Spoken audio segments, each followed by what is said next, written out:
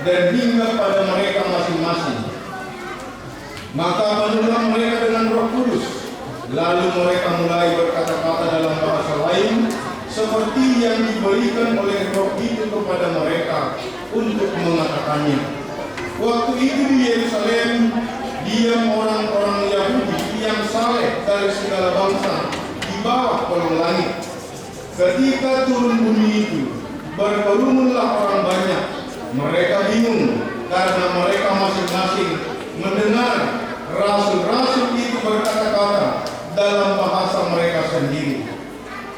Mereka semua tercengang-cengang dan heran, lalu berkata, bukankah mereka semua yang berkata-kata itu orang Galilea?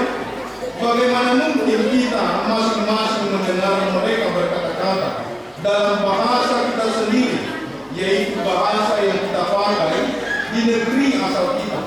Kita orang Partia, Media, Elam, penduduk Mesopotamia, Yudea dan Kapadokia, Pontus dan Asia, Frigia dan Pamfilia, Mesir dan daerah-daerah Libya yang berdekatan dengan Kirene, pendatang-pendatang dari Roma, baik orang Yahudi maupun penganut agama Yahudi, orang Kreta dan orang Arab.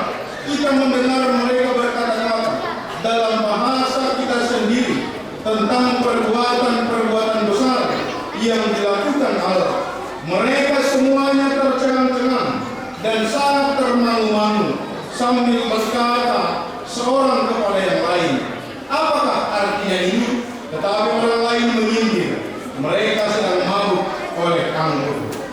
Sampai di sini pembacaan firman Tuhan. Horas Robata ke depan. Shalom kepada anak-anak sekolah minggu. Saya mau uji dulu anak-anak sekolah minggu. Tepuk tangan Yesus.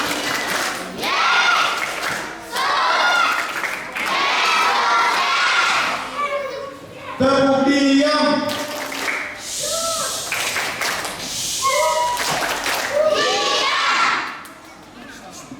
Masih ada. Sekali lagi. Tepuk diam.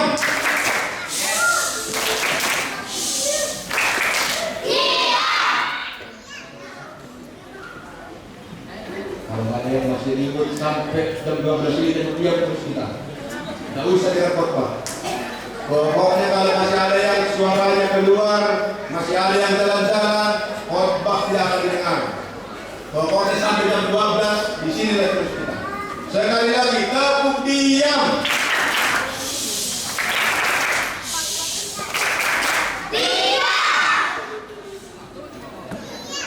Nah, saya lagi. Sampai diam itu. Ini itu. Ya, anak-anak sekolah minggu, coba berdiri semua. Ada belakang, balik kanan gerak. Ya, lihat siapa bapaknya tidak di sini, keluar merokok, panggil. Siapa yang tidak di sini bapak mamanya, panggil, jemput. Semua ada? Oke, balik kanan. Duduk, diam, kita akan mendengarkan firman Tuhan. Anak-anak sekolah minggu, kita akan lupa Bapak Inan nama Poso. Pada hari ini adalah perayaan yang besar, yaitu perayaan turunnya Roh Kudus yang disebut sebagai hari Pentakosta.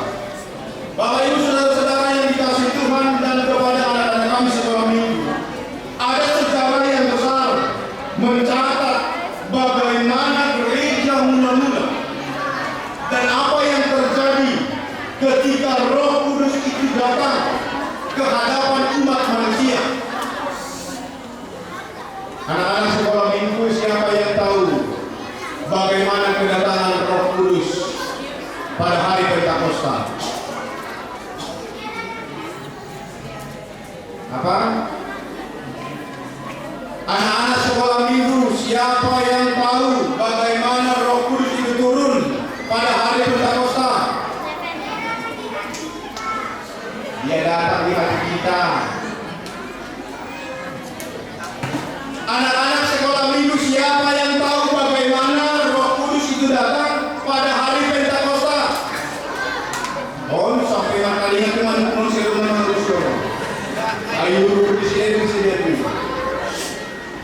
Karena 10 menit ibadah on berjalan aman, tenang, damai, bulan gotong masih dipakai. Sampai 1 jam 15 menit semuanya bubar semua. Bulan di pleno tak terpaksa, apalagi pilih kuzon, semuanya pilih kuzon. Gotong intin maka lagi dulu. Anak-anak sekolah minggu kan menjadi aman. Sekali lagi, tepuk diam.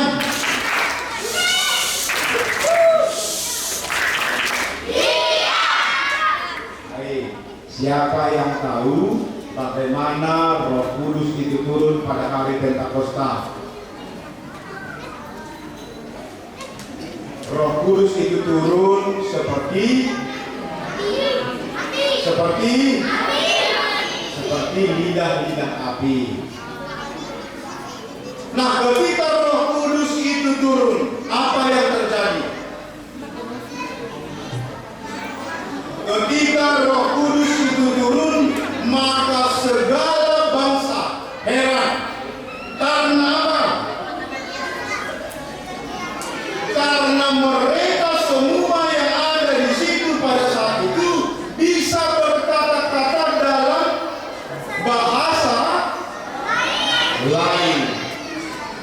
Bapak Ibu saudara-saudara yang dikasihi Tuhan, yang hadir pada saat itu ketika hari Pentakosta, begitu banyak dari suku segala bangsa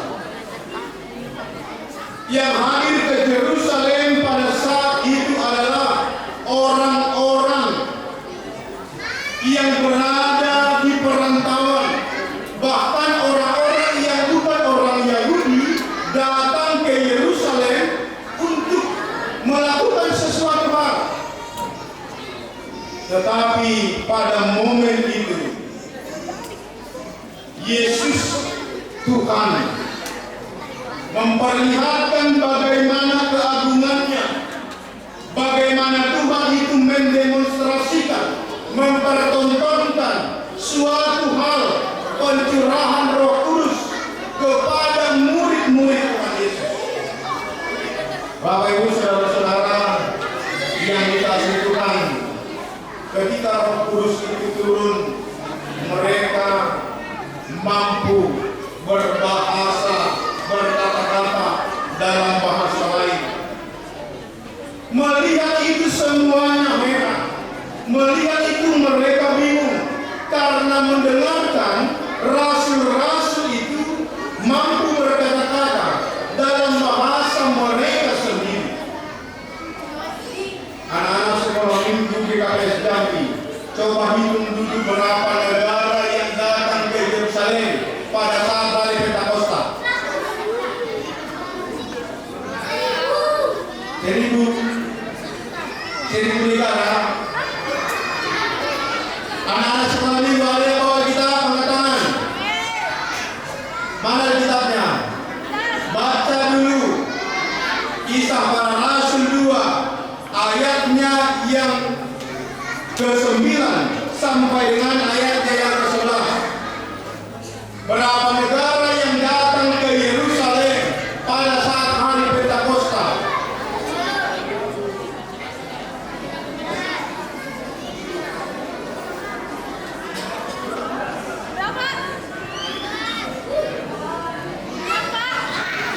Berapa negara?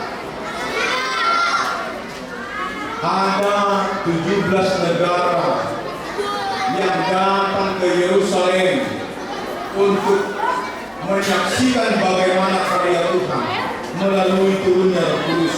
Ada orang Turkia, ada orang Media, ada orang Elam, penduduk Mesopotamia, Yudea dan Kapadokia. Saudara-saudara yang dikasihi Tuhan, jika kita melihat itu, bagaimana Tuhan mau memperlihatkan dari segala perbedaan, tapi ketika Roh Kudus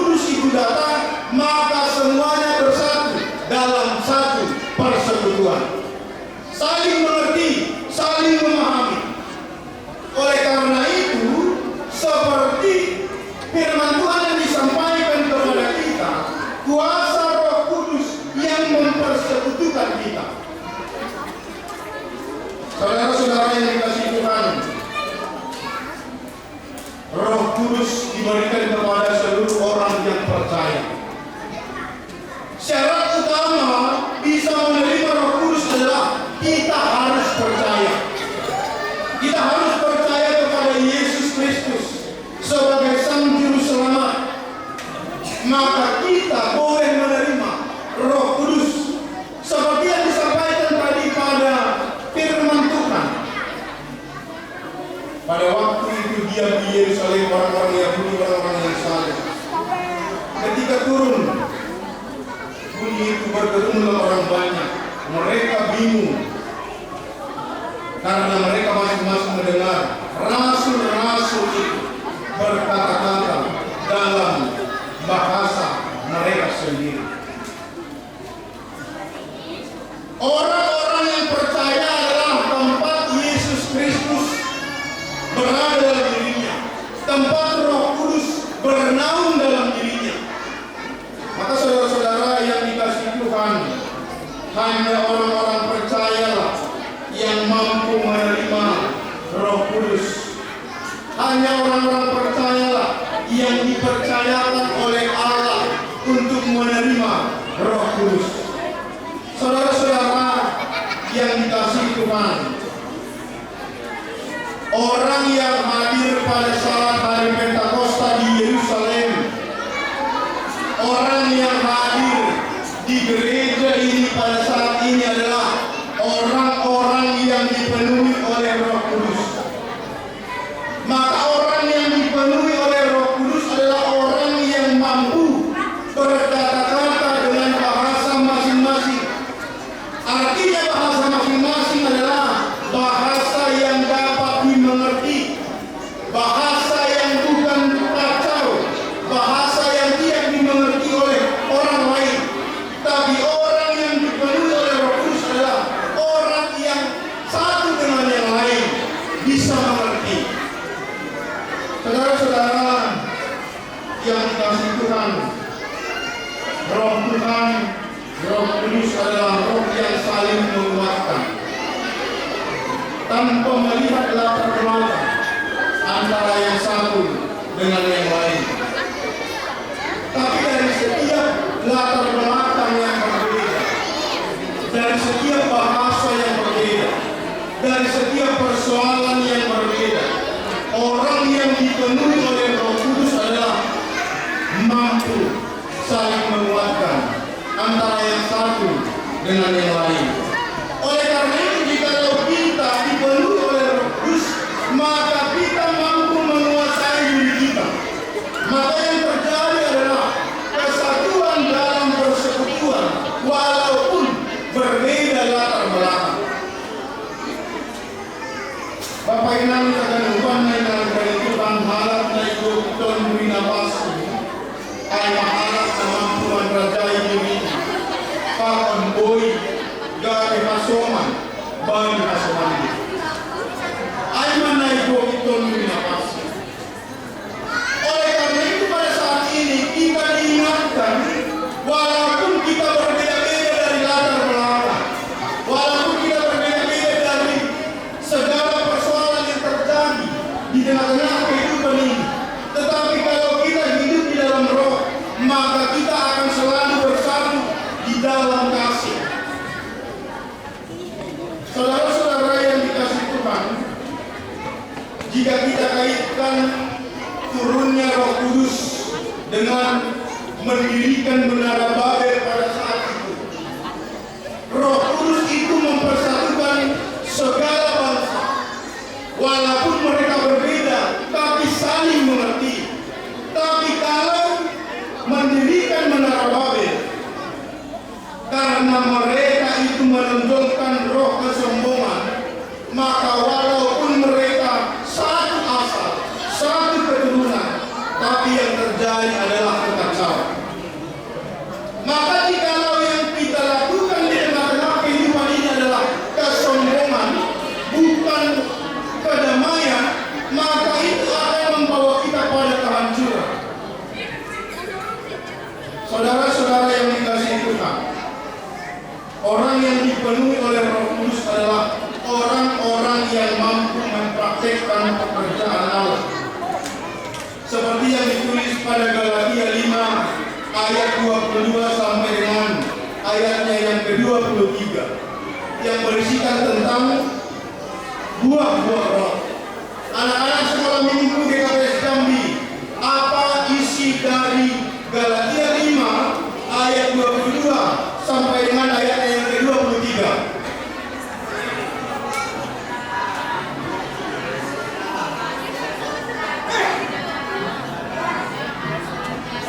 Anak-anak sekolah minggu GKPS Jambi, apa isi dari Galatia 5 ayat 22 sampai dengan ayat yang ke-23?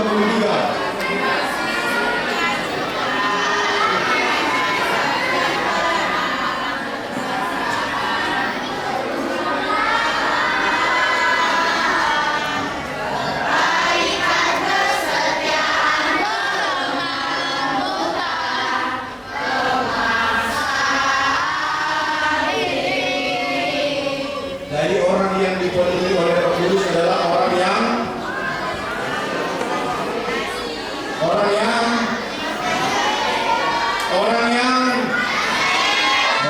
mengasihi.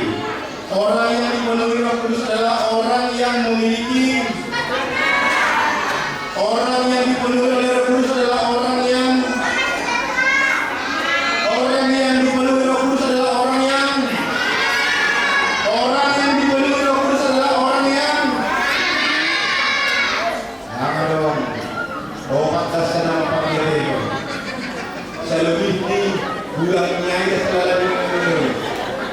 Fotonya ibadah itu dari tarik. Jadi orang yang dipenuhi oleh Roh Kudus itu adalah orang yang bisa menjalin hubungan yang baik dengan orang lain, baik dalam kasih, sukacita, damai sejahtera, kesabaran, kemurahan, kebaikan, kesetiaan, kelemah lembutan, dan penguasaan diri. Yang terakhir anak-anak sekolah minggu, tepuk diam.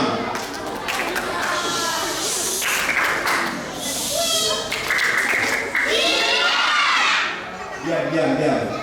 Yang terakhir, biar kita pulang. Oke, diam, tenang. Siap, tenang. Jangan ada yang bergerak. Duduk, tenang, diam. Abang Pendeta mau bikin pertanyaan. Siapa yang tahu kita tunggu ibadah ini kita pulang? Oke. Biarkan Bapak sama Mama Lela kita pulang. Oke, setuju? Oke. Pertanyaannya, diam. Jawab. Diam. Pertanyaannya, diam. Ada berapa respon yang terjadi ketika Roh Kudus itu turun? Berapa? 19. Berapa? 20. Diam. Sekali lagi diam. Jangan ada yang bergerak. Diam. Ada berapa respon ketika Roh Kudus itu turun? Yang pertama apa responnya? Yang pertama apa responnya ketika Roh Kudus itu turun? Diam.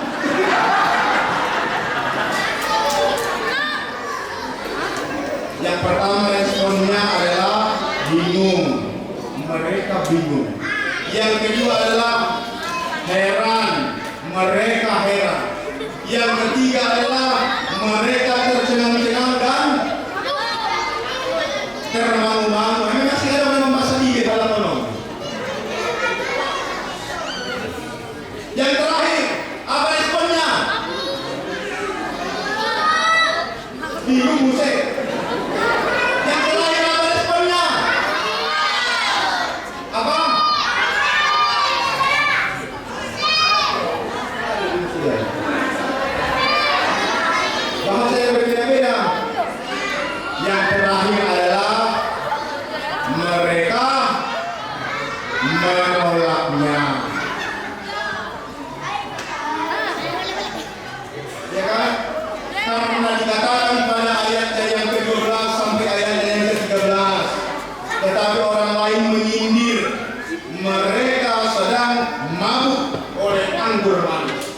Jadi anak-anak sekolah minggu, siapa yang menolak Roh Kudus angkat tangan. Angkat tangannya akan dalam mengatur. Dong itu menolak. Siapa yang menolak Roh Kudus angkat tangan.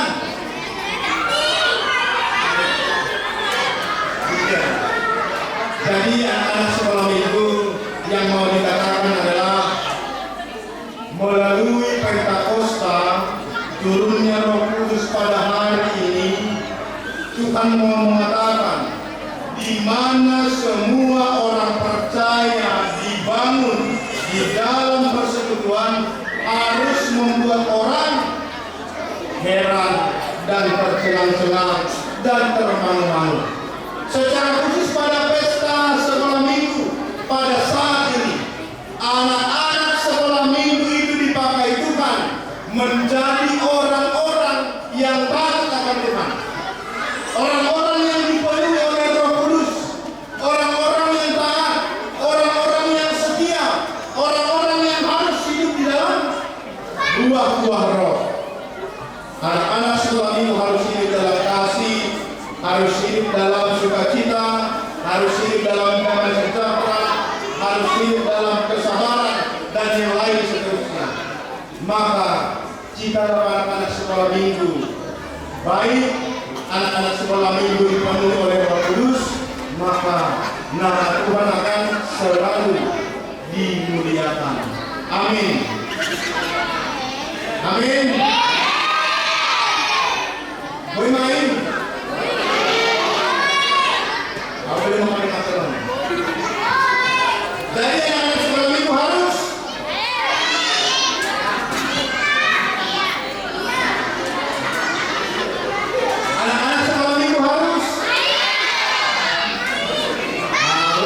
baik, hidup dalam damai sejahtera, hidup dalam kasih, hidup dalam sukacita. Amin.